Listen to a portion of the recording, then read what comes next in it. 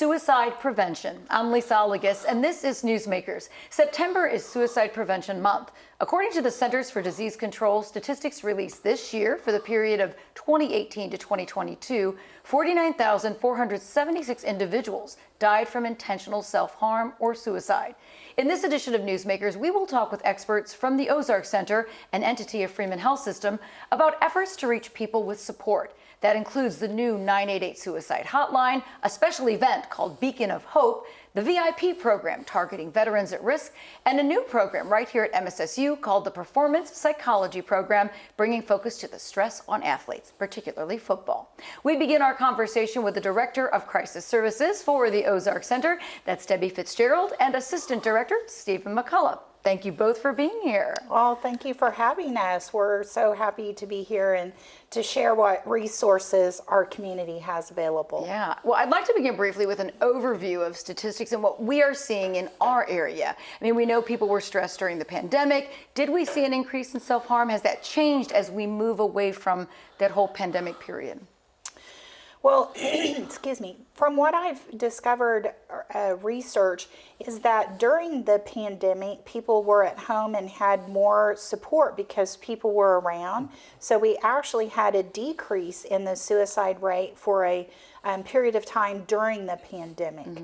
But as we've gone back to school and back out into our communities and back to work, our numbers have had an uptick. And certainly it's something that suicide has been documented from, biblical times until current day. So it is a struggle that humankind has known for, thousands of years, but there are ways that we can support people through those crisis situations. Now, the 988 hotline is new. It's great that we have it because everybody was calling 911. You are a 988 hotline center. So talk about the impact 988 is making in addressing mental health needs of people. And they can call not just in a crisis, correct? Oh, yes, absolutely. It is called the 988 Crisis Line and Suicide Line. And Ozark Center is one of approximately 214 call centers nationwide. We're one of 6 or 7 in the state of Missouri, and we are the provider through Vibrant. They are the national administrator, which means that we have policies, procedures, we have specific training so that it's uniform across the United States. That's great. And the idea is to call 988 instead of 911 unless you need law enforcement or EMS to be on the scene. It's to be easy, it's easy to remember. You'll be connected immediately to a trained crisis specialist. Ozark Center began answering our 988 line here locally for Barton, Jasper, Newton, and McDonald counties in July of 2022. I am happy to report that between July of 2023 and July of 2024, over 1,700 individuals called the 988 line specifically. Wow. And so that is really a good thing. And the numbers increase slightly each month as people find out about it. Right. However, our other Ozark Center crisis line that we've had for 60 years also continues to receive calls, and it's the same call center, it's the same staff, they have the training. And so that number is still up and running, and we get approximately probably 7,000 to 9,000 calls on it. Wow. But we think that 988 is easier. It's universal. If you're on vacation in another state, you could still call and expect to get the same type of support. It's 24 hours a day, 7 days a week. And our hope is that people can learn to talk about their emotions and how they feel early on before it becomes a life-threatening crisis. Exactly. However, we're prepared for anything, anytime. So, Stephen, you work at Urgent Behavioral Solutions and Urgent Care for those in crisis. It's set up differently from an emergency room. Explain a little bit of what makes it unique, and like things from like the white noise machines to the specially designed seating. Why is it a better place than like the ER? Well, first of all, we're geared towards mental health. So when people go to an emergency room, they're walking into a medical facility, which is designed to treat medical facility, issues. Yes. They're looking for heart attack. They're looking for stroke. We are designed to address depression, bipolar disorder, anxiety. We have people there that are trained and geared towards the behavioral health aspect. We have medication providers that are specially trained for psychiatric medications, and a lot of times in the emergency rooms, regular ER physicians, they don't figure that they have enough experience to modify or provide those medications. So a lot of times they'll refer over for a specialist, and sometimes that ends up going to an inpatient admission when they don't need to. And the ER can be a chaotic place, which is probably the last thing you want for somebody who might be experiencing some kind of anxiety attack or crisis. Absolutely. Sometimes they can present to an emergency room and they can wait for care because behavioral health, it's not a life-threatening issue at that time medically. Or at least on the surface. Yes, Right. on the surface. And so what they're looking at is that they need to treat those coming in for heart attack, stroke, car accidents, and so behavioral health, they try to get them back as soon as they can, but sometimes they are just not given that opportunity because of all the other people It's that a they have great to treat. resource, and that resource, people will learn about it and more at an event that is going to be held at the Joplin Public Library September 21st called Beacon of Hope. So tell us about this event that you call a discovery opportunity. Well, we would like the public to be able to come, and we chose to partner with the Joplin Public Library. It's centrally located in Joplin. Sometimes people may be bringing children. We're also having some other events during the month there. Ozark Center is. And so the idea is for people to come to get information. We may do a quick little training that anyone can have. It's called Ask, Listen, and Refer. If somebody, how to ask them if they're suicidal, how to listen, who to call, where to go. And we also are going to have materials to hand out. We will have activities for children and adults. And it's a time to also support those who have lost someone, because 135 or 6 people lose their life to suicide every day. And in Missouri, we rank above the national average. We rank anywhere from 13th to 17th, and you really want to be 50 or 51 on that list. Yeah. And so we want to be able, someone who's lost a friend, a loved one, a coworker, someone from your church congregation, we would love for people who are what we call lost survivors. They've lost someone to suicide to come so that we can support them and have an honorary ceremony to talk about their loved one and who they lost. And we had a generous donation from a family that's experienced a tragedy, the loss of someone in their family. And so that allowed us to be able to get some things to put this event together. Excellent. And so what a wonderful opportunity to be able to have a safe place for those who may have had a loss a year ago, 3 years ago, 3 months ago. And also those that may have struggled themselves and want to know, what can I do to help? Or maybe it's people that work with the public in general. Maybe you're a coach, maybe you're a school teacher, maybe you work at the church or a daycare or a school. So it literally is for anyone of any age to come, and we're really excited about it this year in Beacon of Hope. You can be a beacon of hope for someone in their time of need, and we want to support that. We have a program on campus called the Green Bandana Program, which tells someone you are a person they can trust to listen. How can all of us help notice someone who might be struggling? And is it okay to ask? Are you considering suicide? You mentioned ask. So tell us a little bit about that. Yes, the Green Bandana is a wonderful project. If you see people wearing a bandana either on their backpack or on their jeans or tucked in their jacket, or they're wearing it, that means that they are an okay person to approach to talk if you're having a crisis situation, and they know resources. Right. It is a wonderful program. They have similar programs at the Joplin High School, and 988, that's for anyone, anytime. And so please, I encourage people to call. People are concerned, you know, will they send the police? That rarely, if ever, happens. And you don't have to give your name if you don't want to. Just simply reach out and call. Sure. Sometimes people just need someone to listen, or they need a resource, or they don't know what's happening. And so we know that there are approximately 5.8 million suicide loss survivors in the U.S. who've lost someone to suicide. We want to not only prevent future suicide crises from taking someone's life, it is to be human to have crises. Yeah. We don't want it to be life-threatening. And for those who have experienced loss, I mean, you mentioned that's part of it, and you're going to have that sort of a closure-oriented ceremony or way to honor them. Is there more of a risk of someone who's dealt with that? I mean, you know, helping them deal with the grief. Are they more at risk themselves, Stephen? It depends on how it's been taken care of. If they've been given the support and the opportunity to process through things, it really helps them through that time of need. If not given adequate support, it does put them at higher risk.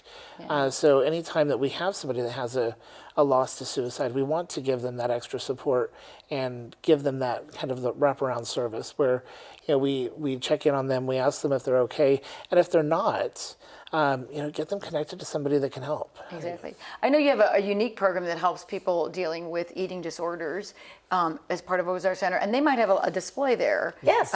Yep. So that's during the month of September as well? Yes, and that will also be within the library, and there will be resources for that, and I believe they're going to have posters or artwork and information. And what we know is that teenage youth, in particular female teenage youth that have eating disorders, have a disproportionate attempt at suicide. So many people have thoughts of suicide, but they share it or bear it to very few. And we don't want people to be alone in that time, because you can survive a suicide crisis. And we want it to be a message of hope. Right. All of us can help. All of us. It's okay to talk. Excellent. Well, so remind us of the date and time of your event, September 21st. It's on a Saturday, September 21st, Joplin Public Library. It's from 1 to 5 p.m. We will have some brief trainings for anyone. It's not difficult. Support, information. We'll have counselors. You can do a depression screening. You can talk one-on-one to a mental health professional. You're not going to have a chart opened. You just be able to, you know, visit with someone and ask. We want it to be a casual, informative event and to honor those that we've lost, because they were individuals in our community. You bet. And people love them. All right. And we want to support everyone. Excellent. We hope a lot of people attend. Thank you for sharing all this information and all the help you give people of the 4 states. Thanks. Thanks. We're going to take a break, and when we come back, we learn about the Veteran Integration Program, or VIP.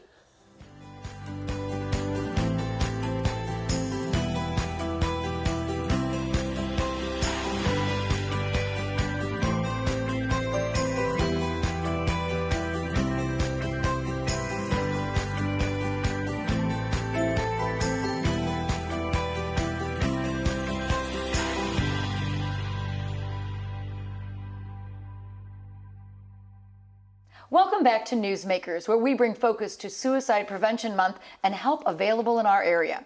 Veterans are at a high risk for suicide, as they can experience post-traumatic stress disorder or even traumatic brain injuries connected to their service. The Department of Veterans Affairs 2023 National Veteran Suicide Prevention Annual Report does contain some improving statistics concerning veterans' death by suicide. Hope is important to suicide prevention efforts. From 2020 to 2021, suicide rates for veteran men aged 75 and older fell by 8.1%. Among recent veterans between 55 and 74, the suicide rate fell by 2.2% overall, and among those 18 to 34, suicide rates fell by 1.9%. Recognizing the problems for veterans has led to treatment programs and several areas available through the Ozark Center. Joining our discussion now is Roger Koch with the Ozark Center Veterans Integration Program, also known as VIP. Roger, thank you for being here, and thank you for your service. You bet. Thank you for having us. So tell us about the mission of VIP. The mission of VIP, to kind of put it in a nutshell, would be assisting veterans with the struggle with mental health. And I know that's kind of an easy thing to throw onto it, but there's a lot of variables that come to play with that. And integration is part of it, is that coming home is different. Life's different after service, right? Right. So PTSD can be common among veterans. Explain some of the treatments available that include like Brave Mind using virtual reality. How does that work to help veterans? Right. The big thing, the virtual is probably one of the biggest things people seek. What it does is it's a recreation of the traumatic event they had. Could be from the streets to the people to the weaponry. Everything is thrown into a video. It assists them to kind of, you hate to say relive, but go back and help them throughout. But I think the biggest thing about the virtual, that is actually one that is actually spoken with big with their therapist. Right. The veteran and the therapist kind of discuss that and see if that's right for the veteran. Yeah. So VIP is about connecting veterans with other veterans. Why is that crucial? It's one of the deals, like I say, when they leave active duty or the Guard or whatever the service they were in, they lose that camaraderie. And we never want a veteran to come back and feel they're alone, they've lost that. So we try to build that. That's where the name, the VIP, the integration is such a big part of that. To build that camaraderie, to build their team, a network that they can talk with, commonalities, things that they've experienced. Yeah. Why is substance abuse often a problem, and how do programs at Ozark Center help? I think probably from experience with working with people, that's the easiest fix. And it's their way of coping with things. It's not healthy, but it is their way, their easy way to cope with struggles. And is it, I know we've talked about this before in the past, is it a problem with sometimes veterans think they have to be self-sufficient? I've learned to be somebody who's strong. Is it viewed as a sign of weakness to have a mental health issue? Is that part of telling them, hey, it's not a weakness? Sure it is. Anyone that's served can look back to their basic training time and understand that it had nothing to do with total reliance on anyone. You can succeed by yourself, and that's the mentality that a lot bring back. And as you said, a lot feel that it is a weakness. But what I found in the big picture is the weakness is not reaching out for help. It's a stronger person that actually says, I struggle with something, I need some help.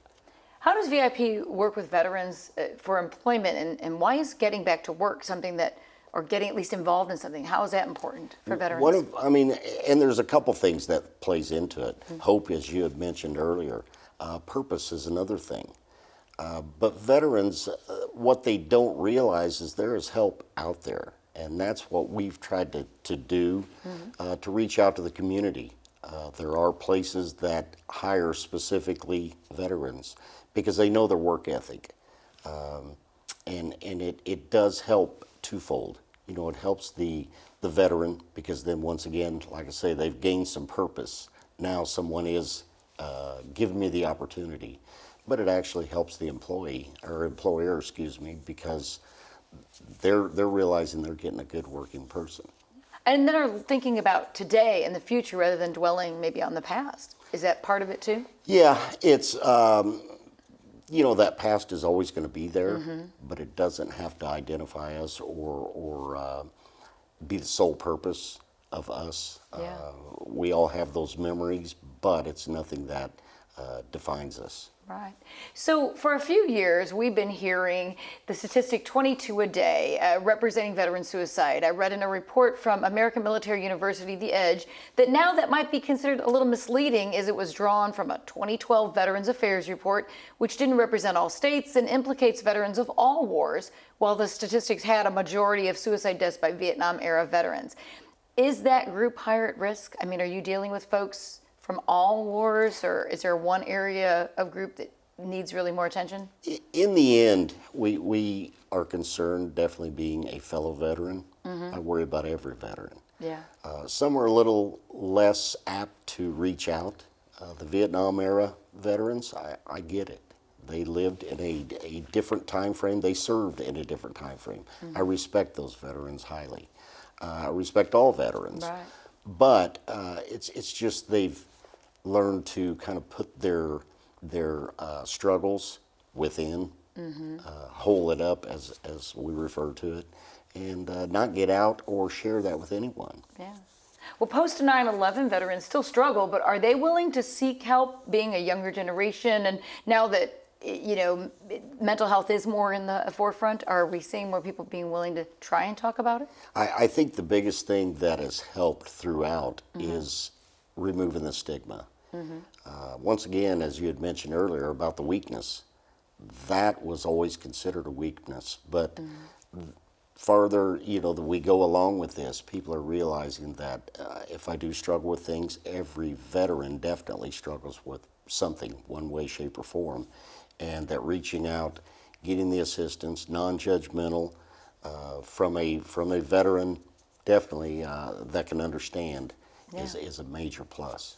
All right, so how can someone get a hold of you and the Veterans Integration Program? The easiest way is to call direct to our line, 417-347-7989. That comes directly to me. If I'm not in the office, I will definitely get back with you as quickly as possible. I can meet on your turf, as we say. Yeah. We can meet for a cup of coffee or whatever is the best option for them. But get them talking. You bet. All You right. bet. Thanks, Roger Koch, for all you do. Thank you very much. Appreciate it. Well, we are going to take another break, and when we come back, we will learn about a new partnership between Ozark Center and MSSU to help high-performance athletes and the stresses they face.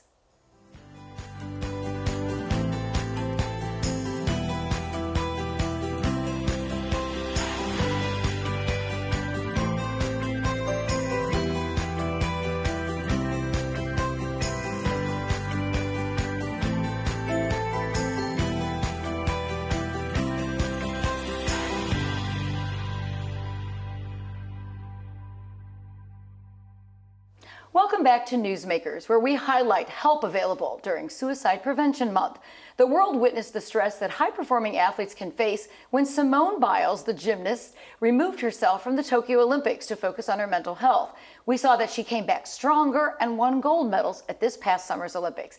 Here at Missouri Southern State University, the focus on the mental health of athletes is part of a new program with the Ozark Center. It is called the Performance Psychology Program for the MSSU football program. Joining us to discuss this new partnership is Jacob Hefner, who will serve as the clinical director for the program.